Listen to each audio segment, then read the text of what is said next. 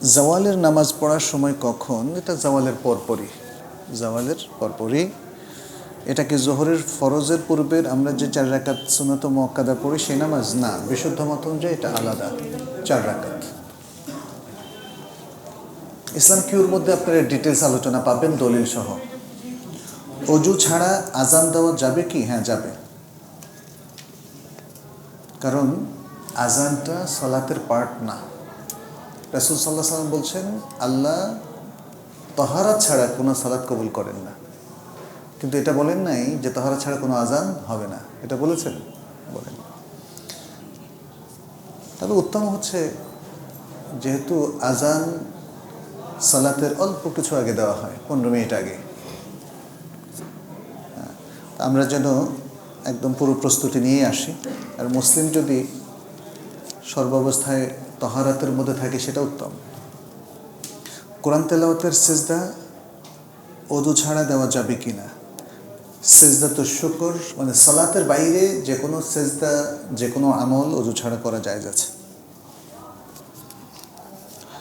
সাধারণত আমরা যখন কোরআন স্পর্শ করে তেলাওয়াত করি, ওযু করেই করি, এবং এটাই শুদ্ধ মত আমার মতে। শেখ সালেহ বিন উসাইমিন ফতোয়া দিয়েছেন, অধিকাংশ উলামায়ে কেরামের এটাই মত যে আরবি কোরআন যখন আমরা স্পর্শ করে পড়ি তখন ওযু করতে হবে।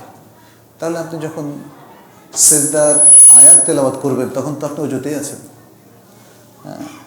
এরপরেও যদি কেউ মনে করে যে সে ভুলে গিয়েছে কোনো আয়াতুস সিজদা পড়ার পরে সিজদা করতে, তাহলে পরবর্তীতে তার ওযু নাই এমত অবস্থায় সে সেই সিজদা করতে পারবে কিনা? উত্তর হচ্ছে পারবে। ছাগল সাদকা দেওয়ার মানত করলে কোনো লোক থেকে ছাগল ক্রয় করে ওই ছাগলের টাকা কয়েকজন দরিদ্রের মধ্যে বন্টন করার উদ্দেশ্যে পুনরায় ছাগলটি বিক্রি করে টাকা কয়েকজন দরিদ্রের মধ্যে ভাগ করে দিলে শরীয়তসম্মত কোনো অসুবিধা আছে কিনা? শরীয়তসম্মত অসুবিধা মানে শরীয়তসম্মত হবে কিনা এবং কোনো অসুবিধা আছে কিনা এটাই বুঝিয়েছেন। আচ্ছা, প্রথমে ছাগল কিনলেন, মাঝখানে কি কিছু লাভ আছে নাকি? হ্যাঁ, মনে হয় কিছু লাভ আছে। যে যখন দেখলো যে 10,000 টাকা দিয়ে ছাগল কিনলো, আরেকজনে বললো এটা 15,000 টাকা বিক্রি করে দেন, তখন ভাবলো 5,000 টাকা দিয়ে লাভ করে আর 10,000 টাকা দিয়ে আগে কিনছি, ওই 10,000 টাকা মানুষকে বন্টন করে দিলাম। মনে হয় এই ধরনের চাতুরতা বর্জন করলেই ভালো। যেটা যেভাবে মানত করেছেন সেভাবেই আদায় করতে হবে, এটাই কোরআনের নির্দেশ। ওয়ালিয়াউফু নুযুরাহুম, কোরআন বলছে ওয়ালিয়াউফু নুযুরাহুম, তারা যেন তাদের মানত মানে পূর্ণ করে। সুতরাং যদি আপনি ছাগল দেওয়ারই মানত করেন তাহলে টাকা দিবেন কি জন্য? আল্লাহ রাসূল বলছে ঈদুল ফেতরা কে দিতে? খাদ্য দিতে। আমরা খালি টাকা। বাঙালিরা মনে হয় টাকা বেশি পছন্দ করে না? সবসময় মনে রাখবেন শরিয়ার মাকাসিদ, এটা বোঝার চেষ্টা করবেন। শরিয়ার ইন্টেনশনটা কি, কি চাচ্ছে আসলে শরিয়া আমাদের কাছে? শরিয়া কি আমাদের কাছে 4 রাকাত নামাজ কোনো মতে এটা চেয়েছে, নাকি শরিয়া চেয়েছে আসলে আল্লাহর আনুগত্য? কুল ইন্না সলাতি ওয়া নুসুকি ওয়া মাহইয়ায়া লিল্লাহি রাব্বিল আলামিন, এই যে আয়াতের যে ইমপ্রেশনটা এটা বুঝতে হবে। আকিমিস সালাতা লিযিকরি, এই যে নির্দেশের এসেন্সটা বুঝতে হবে। কিন্তু আমি কোনো কিছুই বুঝলাম না, বাস ফটাফট সিজদা দিয়ে নামাজ পড়ে চলে গেলাম। এই নামাজটা কিন্তু আমাদের চরিত্রকে সুন্দর করবে না, এই নামাজটা আমাদের লাইফ স্টাইলকে পাল্টাবে না, আমাদের জীবনে কোনো পরিবর্তন আনবে না। কিন্তু যদি আপনি শরিয়ার এসেন্সটা বুঝেন, অবজেক্টিভসটা বুঝেন, এইমসটা বুঝেন এবং সে আলোকে সমস্ত কার্যক্রম পরিচালনা করেন, তাহলে জীবনটা ঠিক ওইভাবে পরিবর্তন হবে যেভাবে সাহাবায়ে কেরামের হয়েছিল। কারণ সাহাবায়ে কেরাম রাসূল সাল্লাল্লাহু আলাইহি ওয়াসাল্লামের কাছ থেকে সব জেনে গিয়েছিলেন, কোন লক্ষ্যে, কী লক্ষ্যে, কেন আমরা সালাত পড়ছি বা অন্যান্য ইবাদতগুলো করছি। সাদাকার ক্ষেত্রেও মনে রাখতে হবে, আমাদের সাদাকা তো তার লক্ষ্যমাত্রা অর্জন করছে না। কেন জানেন? সাদাকা দিয়ে আমরা মান করি, মান, ওই যে আল মান্নান, যাকে আল্লাহ তাআলা তাকাবেন না, যার দিকে খোঁটা দেয়। আমি মানুষকে উপকার করে খোঁটা দিচ্ছি, তাহলে এই সাদাকা কাজ হবে না। তারপরে আরেকটা হচ্ছে সাদাকা দিচ্ছে শোয়িং অফ, দেখানোর জন্য। লম্বা লাইন ধরে 2-4 জন যেন একটু উন্ডেড হয়, ইনজুর্ড হয়, অথবা মারা যায়, তাই না? একটা সময় সেটা ছিল, মানুষ এখন একটু সচেতন হয়েছে, বোঝা যায়, আলহামদুলিল্লাহ। তো সাদাকা সহ সমস্ত ইবাদতের ক্ষেত্রে আমাদের খেয়াল রাখতে হবে। গর্ভবতী মায়ের প্রসব বেদনা, ব্যথা উঠলে, শুরু হলে আমাদের এলাকায় প্রচলিত আছে যে মরিয়ম ফুল পানিতে ভিজিয়ে রাখলে ফুলটি ফুটলেই ডেলিভারি নিরাপদ হয়ে যায়। এগুলো কুসংস্কার, কোরআন হাদিসে এগুলো নাই। শিরকে গুনাহ হবে কি না? শিরকের কিছু মূলনীতি আছে, সব কিছুকে শিরকের মধ্যে জোর করে ঢুকে দিয়েন না। সিগারেট খাওয়া শিরক, দাঁড়িয়ে ফেলা শিরক, হ্যাঁ, ক্লাবে যাওয়া শিরক, মদ পান করা শিরক, এগুলো বলছে নাকি শরীয়তে? কোথাও শিরক বলছে? এগুলো কবিরা গুনাহ। কবিরা গুনাহকে তার জায়গায় রাখবেন। তবে সবচেয়ে বড় কবিরা গুনাহ হলো আল ইশরাক বিল্লাহ। এটা রাসূল সাল্লাল্লাহু আলাইহি ওয়াসাল্লাম বলছেন সবচেয়ে কবিরা গুনাহর মধ্যে সবচেয়ে বড় কবিরা গুনাহ হলো শিরক করা। কিন্তু শিরকটা কি? শিরকটা হচ্ছে মুসাওয়াতু গায়রিল্লাহি বিল্লাহি ফিমা হুয়া হাক্কুল্লাহ, গায়রুল্লাহকে আল্লাহর সমকক্ষ করে দেওয়া, রুবুবিয়তের ক্ষেত্রে, উলুহিয়াতের ক্ষেত্রে, অথবা তার গুণাবলীর ক্ষেত্রে। রুবুবিয়ত, উলুহিয়াত অথবা গুণাবলীর ক্ষেত্রে। রুবুবিয়ত মানে কি? যেমন দোয়া কবুল করেন কে? আল্লাহ। এখন যদি আপনি আরেকজন রব বলেন যে আল্লাহর পাশাপাশি আরেকজন ব্যক্তিও সে আমার দোয়া কবুল করতে পারে, তাহলে আরেকজন রব বানাইলেন। যদি বলেন যে কেউ আপনাকে বরকত দিতে পারে, বরকত দেওয়ার মালিক কে? আল্লাহ। যদি মনে করেন যে না, কবরওয়ালা অথবা জীবিত কোনো ব্যক্তি, তার বিশেষ কারিশমা আছে, আপনাকে বরকত দিতে পারে, তাহলে এটা হলো কি? আরেকজনকে রব বানালেন। জি, এটা করা যাবে না। সুতরাং আল্লাহকে মানে ইবাদতের ক্ষেত্রে বা রুবুবিয়তের ক্ষেত্রে আল্লাহর পাশাপাশি অন্য কাউকে স্থির করাটাই হচ্ছে শিরক। যদি এই পর্যায়ের অপরাধ না হয় তাহলে সেগুলো পাপ হবে, শিরক হবে না। তাহলে প্রত্যেক শিরক হচ্ছে কবিরা গুনাহ, কিন্তু প্রত্যেক কবিরা গুনাহ শিরক না। চুরি করা কি শিরক? ছিনতাই করা শিরক? মানুষকে হত্যা করা শিরক না, এগুলো কবিরা গুনাহ। আচ্ছা, সূরা ঠিকমতো উচ্চারণ না হলে কি নামাজ ঠিক হবে কি না? প্রত্যেক ব্যক্তি তার সাধ্য অনুযায়ী ঠিকমতো উচ্চারণ করার চেষ্টা করতে হবে, এটা ওয়াজিব।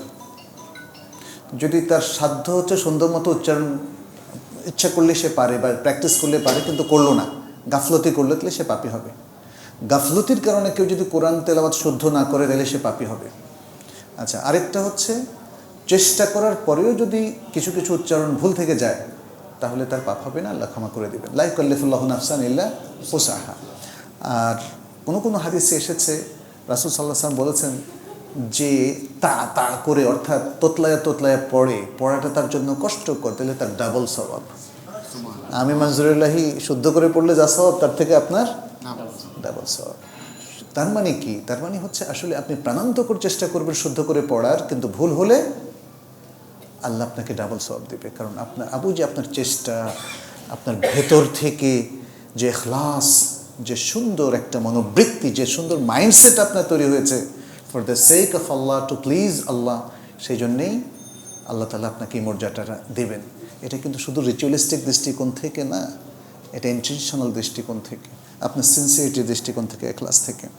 তো একটা কথা শুধু মনে রাখতে হবে, সূরা পাঠের ক্ষেত্রে যদি লাহানে জালি হয়ে যায়, মানে এটা তো হলো এক্সেপশনাল কেস, কিন্তু স্বাভাবিক অবস্থায় আপনার গাফলতির কারণে যদি লাহানে জালি হয়ে যায়, তাহলে নামাজ বাতিল হয়ে যাবে। সিরাতাল্লাযীনা আনআমতা আলাইহিম, যদি বলেন আনআমতু আলাইহিম, তাহলে সালাত বাতিল হবে। ইন্নাল্লাহা বারিউম মিনাল মুশরিকিনা ওয়া রাসূলুহু, এখানে ওয়া রাসূলিহি বললে নামাজ বাতিল হয়ে যাবে, মানে আল্লাহ এবং তার রাসূল মুশরিকদের থেকে মুক্ত। আর আপনি যদি এমনভাবে পড়েন ওয়া রাসূলিহি, তাহলে আল্লাহ মুশরিক এবং রাসূল থেকে মুক্ত। আচ্ছা, সিরাতাল্লাযীনা আনআমতা, এখানে সমস্যাটা কি? সেই সব লোকদের পথ যাদেরকে তুমি নিয়ামত দিয়েছ। আপনি পড়লেন সেই সব লোকদের পথ যাদেরকে আমি নিয়ামত দিয়েছি। শিরক হয়ে গেল না কথাবার্তা? সুতরাং আচ্ছা, গোল্ড এর অলংকার তৈরি করার সময় যে তামা মেশানো হয় তা কখনো বেশি হয়ে যায়, তখন কাস্টমারের ক্ষতি হয়, আর কমে গেলে আমার ক্ষতি হয়। এখন কি করা? তাহলে আপনারও ক্ষতি করবেন না, কাস্টমারেরও ক্ষতি করবেন না, সহজ হিসাব। মানে আমাদের হিসাবটা এরকম, আমি চিন্তা করি আমার যাতে ক্ষতি না হয়, তাহলে কি করতে হবে? কাস্টমারের ক্ষতি করতে হবে। মানে এই যে একটা সমীকরণ, এটা ভুল। আমার উপরে উঠতে হলে, আমি দেখেছি আমাদের বাংলাদেশে বিভিন্ন জায়গায় বিভিন্ন সেক্টরে এরকম আছে, আমাকে যদি সিঁড়ি বেয়ে উঠতে হয় তাহলে একে মারতে হবে, ওকে মারতে হবে, একে নামাইতে হবে, ওকে নামাইতে হবে। আমার প্রমোশনের জন্য আরও 10 জনের প্রমোশন আটকে রাখতে হবে। বুঝতে পেরেছেন? এগুলো শরীয়তে জায়েজ নাই। আমাদেরও মানে ক্ষতি না হোক, অন্যেরও ক্ষতি না হোক, আমিও লাভ করি, আরেকজনও লাভ করুক। সাদ্দেদু ওয়াকারিবু, রাসূল সাল্লাল্লাহু আলাইহি ওয়াসাল্লাম বলেছেন সাদ্দেদু ওয়াকারিবু। খুবই প্রপারলি যে কোনো কাজ সম্পাদন করতে হবে যথার্থভাবে। যদি না পারো তাইলে ক্লোজ টু ডু প্রপারলি। মানে আপনি যেমন ধরেন আপনার ক্ষতিটা যদি কমপ্লিটলি মানে করতে না পারেন, দূর করতে না পারেন, তাহলে ক্ষতিটা কমান। কারণ ফুল কমালে কী হবে? কাস্টমারের ক্ষতি হবে। আপনি যদি ফুল আপনার ক্ষতি কমাতে চান কাস্টমার, তাহলে কাস্টমারেরও ক্ষতি কমান, আপনারও ক্ষতি কমান। তাহলে আপনি একটু তাহাম্মুল করেন, ছাড় দেন, আর কাস্টমারও একটু তাহাম্মুল করুক। এই দ্বিতীয় প্রশ্নটা এটা কি লিখছে? তেলাওয়াত সাথে কি? তেলাওয়াত মানে কি?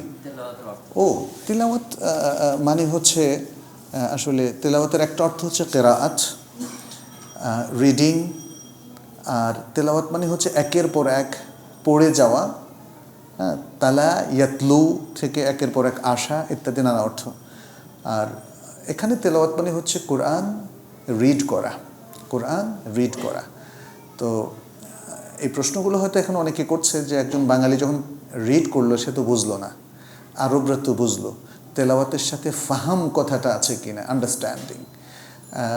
আসলে ফাহাম কথাটা তেলাওয়াতের সাথে নাই, কিন্তু একজন আরব তো আরবি পড়লে বুঝবেই, একজন বাঙালি বাংলা পড়লে বুঝবে। আচ্ছা, তেলাওয়াতের একটা উদ্দেশ্য হচ্ছে বোঝা, তেলাওয়াতের উদ্দেশ্য হলো বোঝা। ইভেন অন্য বিদেশি ভাষাও যদি আমরা পড়ি, কেন পড়ি বলেন তো? বোঝার জন্য। যেমন আমি একটা লন্ডন টাইমস পড়লাম, বুঝলাম না, এই কাজটা কি করে না। এই কাজটা শুধু মানুষ করে, অথবা এই জুলুমটা মানুষ করে কোরআনের সাথে। এটা একটা জুলুম, এই জুলুমটা মানুষ করে কোরআনের সাথে। কোরআন পড়লাম, বুঝলাম না, আমি সন্তুষ্ট। কয় খতম করেছো রমজানে? 1 খতম, 2 খতম, 3 খতম। বুঝছো কিছু? না, আমি তো আরবি বুঝি না। তো কোরআন বললেন, বুঝলেন না কেন? কোরআন কি বুঝার জন্য নাজিল হয়েছে না? নাজিল হয়েছে। আচ্ছা, একজন বয়স্ক মহিলা, সন্তান ও নাতি আছে। তার মাসিক চলাকালীন সময়ে তার স্বামী বিদেশ থেকে টেলিফোনে 3 তালাক দেন। 3 সপ্তাহ পর উক্ত তালাক ফিরিয়ে নেন। তালাক তো ফিরিয়ে নেওয়া যায় না, এখন কি বিয়ে বৈধ আছে? দেখেন, মানুষ সব আল্লাহ রাসূলকে কোনো মানামানি নেই, তালাক দিয়ে আবার ফেরত নেয়। তালাক দিয়ে কি ফেরত নেওয়া যায়? তবে মাসিক অবস্থায় তালাক নিয়ে ইখতিলাফ আছে। মাসিক অবস্থায় তালাক হবে কি না এটা নিয়ে উলামায়ে কেরাম ইখতিলাফ করেছেন অনেক প্রাচীনকাল থেকেই। অধিকাংশ উলামায়ে কেরাম বলেছেন তালাক হয়ে যাবে। তারা তালাকের স্থান, কাল, পাত্র সব জায়গায় তালাককে প্রয়োগ করেন। তারা বলেন যে তালাক হয়ে যাবে। 4 মাযহাবের অধিকাংশ উলামায়ে কেরামের এটাই ফাতাওয়া। তবে ইমাম ইবনে তাইমিয়া রাহমাহুল্লাহ সহ বিচক্ষণ এবং মুহাক্কিক অনেক উলামায়ে কেরাম বলেছেন যে মাসিক অবস্থায় তালাক হবে না। আমার কাছে সেটা রাজে, আমার কাছে সেটা শক্তিশালী। এবং তালাক হবে না এমন তোহরে, যেই তোহরে স্বামী স্ত্রী মেলামেশা হয়েছে। এখানেও অধিকাংশ 4 মাযহাবের অধিকাংশ উলামায়ে কেরাম বলেছেন হয়ে যাবে। কিন্তু যারা বলেছেন হায়েজ অবস্থায় হবে না, তারা বলেছেন এমন তোহরেও হবে না যে তোহরে অলরেডি মেলামেশা হয়েছে। আর আরেকটা হচ্ছে 3 তালাক একসাথে হওয়ার বিষয়টা জমহুর উলামায়ে কেরাম, 4 মাযহাবের অধিকাংশ উলামায়ে কেরাম বলেছে হয়ে যাবে। বাট একদল উলামায়ে কেরাম বলেছেন, ইবনে তাইমিয়া, ইবনুল কাইয়্যিম সহ, যে 3 তালাক একসাথে হবে না। তালাক কখনোই একসাথে 3টা হয় না, তালাক একটা একটা করেই হয়। এটা কোরআনের নির্দেশ। এটা রাসূল সাল্লাল্লাহু আলাইহি ওয়াসাল্লামের যুগে ছিল, এটা আবু বকরের যুগে ছিল, এটা ওমরের প্রথম 2 বছর ছিল। তো যাই হোক, তালাক নিয়ে এই ইখতিলাফগুলো আছে। এখন আবার আমার কাছে কিন্তু ফোন করা শুরু করবেন না যে ভাইজান সবাই তো 3 তালাক দিয়ে আমারে 12টা বাজে দিচ্ছে, আপনি একটু 1 তালাক দিয়ে আমাকে উদ্ধার করেন। আমরা সেই উদ্ধার কাজের কোনো কন্ট্রাক্ট নেই না, কোনো কিছু করি না। এটা আগেই বলে দিলাম। এটা হচ্ছে সিনসিয়ারিটির প্রশ্ন। আসলে আপনার কাছে কি মনে হয়? আপনি শুধু কোনখান দিয়ে টিকতে পারবেন, কার ফতোয়া নিলে টিকা যাবে, এইভাবে করলে হবে না। বরং আপনি দেখেন, যেহেতু যদি কখনো আপনার ইস্যু হয়ে যায় বা আপনার কোনো রিলেটিভের ইস্যু হয়ে যায়, তখন আপনি একটু দেখতে হবে যে আসলে কোনটা শক্তিশালী। আপনার কাছে যদি জমহুর ওলামায়ে কেরামের মতটা শক্তিশালী হয়, তাহলে আমার ফতোয়া আপনি দিতে পারবেন না। এটা আমি বলে দিলাম, কারণ আসলে তো আমরা ওইভাবে কারো মন গোলানোর জন্য অথবা দুনিয়ার কোনো স্বার্থে এই ফতোয়া আমরা কখনো দেই না। এটা হচ্ছে আল্লাহর সাথে আমাদের রিলেশন, এটা হচ্ছে আল্লাহকে প্লিজ করার জন্য দলিলের ভিত্তিতে যেটা আমার কাছে শক্তিশালী মনে হয় সেই মতটা দেওয়া। আমি ভুলও করতে পারি, আমরা কিন্তু এই চ্যালেঞ্জ করছি না যে আমি ভুলও করতে পারি, কিন্তু সার্বিক বিবেচনায় ধরেন গত 30 বছর ধরে লাস্ট এটাই আমার কাছে মনে হয়। কারণ তালাক হচ্ছে একটা শরঈ বিধান, বিবাহটাও একটা শরঈ বিধান। বিবাহের প্রত্যেকটা ইভেন্ট, প্রত্যেকটা বস্তু যদি শরিয়ার নীতি ফলো করতে হয়, তাহলে তালাক কার্যকর করার জন্য শরিয়ার নীতি ফলো করতে হবে। 3 তালাক একসাথে দেওয়াটা এটা বেদআহ, হারাম। তাহলে কেন জায়েজ হবে? কেন আমি বলবো 3 তালাক হবে? হায়েজ অবস্থায় তালাক দেওয়া হারাম। যেটা হারাম পন্থায় তালাক কেন কার্যকর হবে? এমন তোহরে তালাক দেওয়া হারাম যে তোহরে স্বামী স্ত্রী মেলামেশা হয়েছে। আচ্ছা, বটগাছের তলায় গিয়ে ছেলে মেয়ে যদি ইজাব কবুল করে নিজেরা, হারাম। এইভাবে বিবাহ হবে না। তাহলে এইভাবে যদি বিবাহ না হয়, তাহলে তালাকটাকে আপনি বিবাহর ক্ষেত্রে আপনি শতভাগ বলছেন শরিয়া, আর তালাকের ক্ষেত্রে শরিয়া যখন বলছে এভাবে তালাক দেওয়া হারাম, এভাবে তালাক, সেটাকে কার্যকর কেন করছেন? সেটাকে কেন কার্যকর করছেন? তালাক এবং নেকাহ না সুবিধার জন্য না, এটা আসলে ইজতেহাদ, এটা আমরা কাউকে অশ্রদ্ধা করছি না। এটা হচ্ছে একটা শক্তিশালী দলিল। আর তাছাড়া শরীয়তে তার দলিলও আছে।